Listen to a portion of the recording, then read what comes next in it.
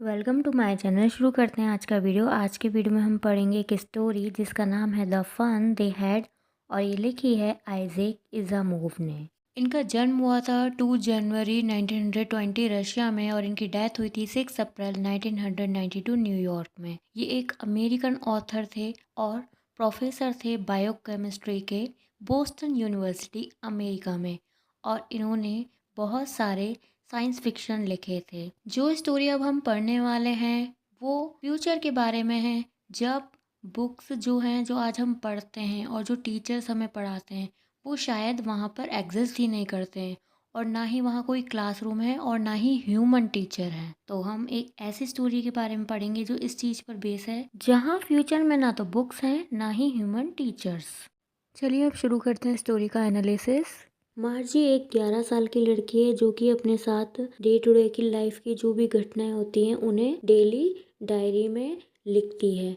मतलब लिखती तो वो अपने कंप्यूटर में ही है लेकिन उन्हें सेव करके रखती है। वो लिख रही है 17 मई 2157 में, और क्या लिखती है कि आज टॉमी को, जो कि एक 13 साल का लड़का है और उसका फ्रेंड है, उसे रियल बुक मिली है। रियल बुक मतलब पुरानी ऐसी किताब जिसमें पेन या पेंसिल से लिखा हुआ है जिसे छूकर हम पढ़ सकते हैं। मार्जी के जो दादाजी थे उन्होंने एक बार उसको ये बताया था कि जब वो छोटे लड़के के रूप में थे तो वो वह टाइम था जब सारी की सारी कहानियां कागज पर छुपती थी। टॉमी ने उस बुक के मुड़े हुए पन्ने पलटे। उस बुक को पढ़ना आसान नहीं था। क्यों नहीं था? क्योंकि एक तो किताब पुरानी हो गई थी, और पुरानी किताब के पेज कैसे पड़ गए थे, पीले पड़ गए थे और मुड़े हुए थे, तो उसको पढ़ने में थोड़ी सी डिफ़िकल्टी इसलिए भी थी क्योंकि वो लोग पढ़ते थे कंप्यूटर पर। कंप्यूटर पर उनको स्क्रॉल करने की आदत थी, टेक्स्ट को बड़ा करने या छोटा करने की आदत थी, और यहाँ जो उन्हें वर्ड्स दिख रहे थे वो परमानेंट उस बुक पर स्थायी रूप में थे, जिन्हें वो हिला नहीं सकते थे, ना ही स्क्रॉल कर सकते थे। उनकी आंखों पर थोड़ा सा स्ट्रेस पड़ रहा था। टॉमी कहता है ये तो टोटल वेस्ट ऑफ टाइम है, हम अपनी बुक को आराम से कंप्यूटर पर रीड कर लेते हैं और जो चीज़ें हैं उन्हें ऐड कर लेते हैं डाउनलोड करके, और टैली जो बुक्स होती हैं उनमें हम कितना भी ऐड कर सकते हैं और डिलीट कर सकते हैं, लेकिन इस जो बुक में ऐसा ऑप्शन नहीं है। यहाँ तो जो भी लिखा है वो परमानेंट है, ना ही यहाँ हम कुछ ऐड कर सकते हैं, और हमारी कंप्यूटर की स्क्रीन में तो बहुत कुछ आ सकता है, इसलिए मैं ये समझता हूँ कि ये तो बिल्कुल वेस्ट ऑफ टाइम है। मार्जी जो थी वो टॉमी से छोटी थी और उसने टॉमी जितनी टेली बुक नहीं देखी थी। फिर मार्जी टॉमी से पूछती है कि तुम्हें ये बुक कहाँ मिली। वो उस बुक को पढ़ने में बिजी होता है, तो वो इशारे से ही कह देता है कि ये मुझे एटिक या जो स्टोर रूम बोल सकते हैं हम इसे, वहाँ पर ये मिली।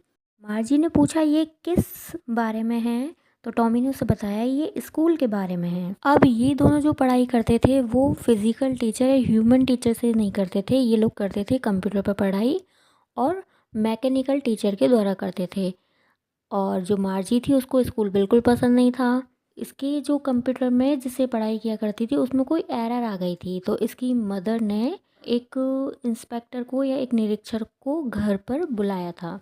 वो जो निरीक्षक था या इंस्पेक्टर था वो लाल चेहरे वाला गोल मटोल पर्सन था, और जिसके पास औजार थे, डायल थे और तारों से भरा हुआ एक बैग था। मार्जी को देखकर वो हंसता है और उसको एक सेब देता है। और जो मार्जी की एक्सपेक्टेशन क्या थी, ये थी कि वो इन चीज़ों को ठीक नहीं कर पाएगा। वो चाहती क्या थी कि कोई ना कोई गड़बड़ हो जाए और उसे पढ़ाई ना करनी पड़े, लेकिन उसने तो सारी की सारी चीज़ें ठीक कर दी, और जो कंप्यूटर है या जो मैकेनिकल इनका टीचर था वो बिल्कुल परफेक्ट हो गया था, और जो स्क्रीन थी उस पर सारे चैप्टर दिखाई दे रहे थे। वो उसे इतना बुरा नहीं लगता था, लेकिन जिस चीज़ से मार्जी सबसे ज़्यादा हेट करती थी वो चीज़ थी उसका वो स्लॉट, वो फिज़िकल पार्ट जहाँ पर उसे होमवर्क सबमिट करना होता था, क्योंकि होमवर्क करना उसे भी अच्छा नहीं लगता था।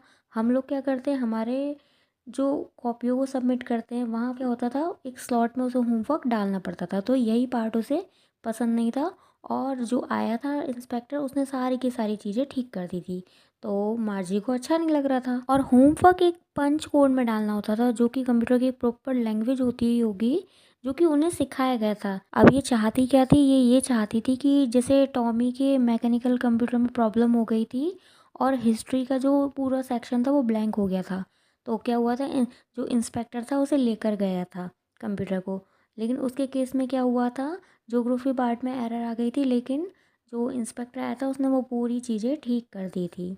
तो मार्जी जैसा चाहती थी उसके अकॉर्डिंग नहीं हुआ था। जो इंस्पेक्टर था काम होने के बाद मार्जी की पीठ थपथपाता है और उसकी मम्मी से बोलता है, मिसेस जोन्स, इस छोटी बच्ची की कोई गलती नहीं है, इसने तो सब कुछ अपने हिसाब से सही किया, लेकिन जो कंप्यूटर था उसमें ही एरर थी। मार्जी टॉमी से कहती है कि इस बुक में कोई विद्यालय के बारे में क्यों लिखेगा।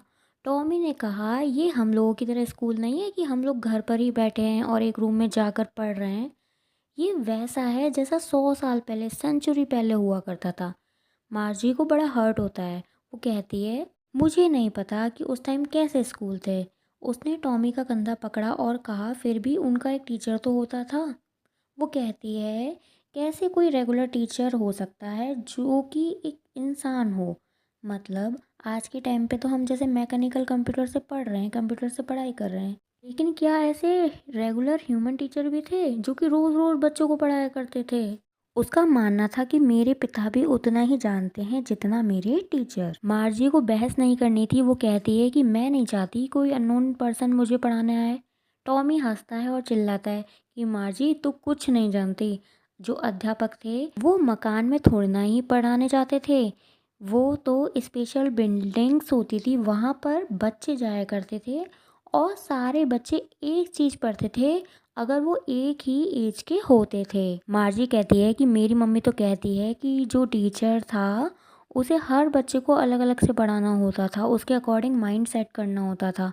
मार्जी उन स्पेसिफिक स्कूल्स के बारे में जानना चाहती थी। जो बुक मार्जी और टॉमी पढ़ रहे थे उन लोगों ने आधी भी ख़त्म नहीं की थी, तभी मार्जी की माँ बोलती है कि मार्जी, स्कूल नहीं जाना, जो कि उनके घर में एक रूम बना हुआ था जहाँ कंप्यूटर था और वो पढ़ाई करते थे।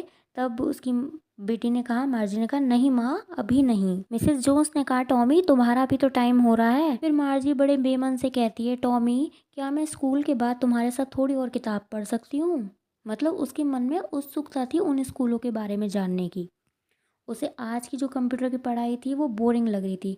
कितनी अजीब बात है, जब हम लोग थे अपने टाइम में सोचा करते थे कि हमें इन चीज़ों से पढ़ने का मौका मिले, और जो मार्जी थी उसे सब कुछ मिल रहा था, लेकिन फिर भी वो जो ह्यूमन टीचर्स थे और उन चीज़ों के बारे में सोच रही थी कि वो कितनी इंटरेस्टिंग चीज़ होती होगी। टॉमी ने कहा, ठीक है, हम स्कूल के बाद पढ़ेंगे। फिर मार्जी स्कूल रूम जाती है जो कि उसके स्लीपिंग रूम के पास था, जहाँ पर मैकेनिकल टीचर चल रहा था और उसका वेट कर रहा था। जो स्क्रीन थी वो ब्लिंक कर रही थी, शाइन कर रही थी, जिस पर वो टीचर उसको सिखाता था।